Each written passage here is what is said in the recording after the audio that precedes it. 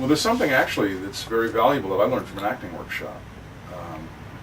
It took me a long time. It was, I mean, because I had theater background, I had been, I'd been the lead in my high school play, I had been the lead in the high school musical, I could cold read a phone book.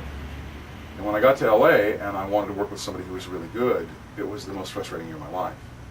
I was terrible, I was crap.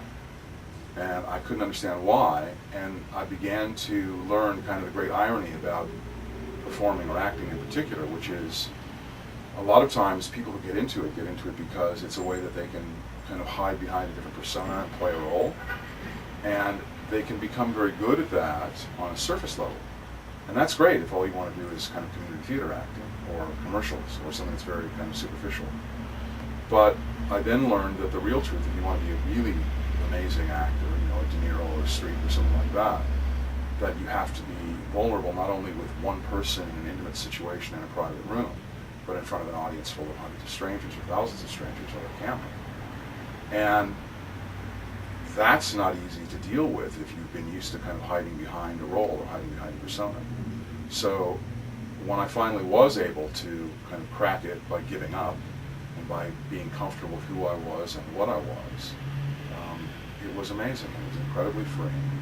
And what it allows me to do is to walk into a room in a business situation with the understanding that there's this idea that if you walk in and you don't have some point at which there's a line that you won't cross and you say, look, sorry, I'll do another deal with you some other time, but this isn't good, then it's not a negotiation. They're just sitting around waiting for someone to tell you what to do. And that means being able to take a risk, and it means being comfortable with who you are and being willing to kind of telegraph or communicate that to the other people in the room. And that means having to genuinely be happy with yourself and know that you are comfortable with what you bring to the table. So that kind of genuine confidence, that kind of comfort in who I am and what I do bring to the table has served me exceptionally well in a business situation.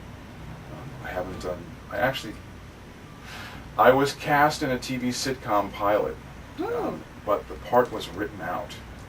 So I never was on film, I never was on the show.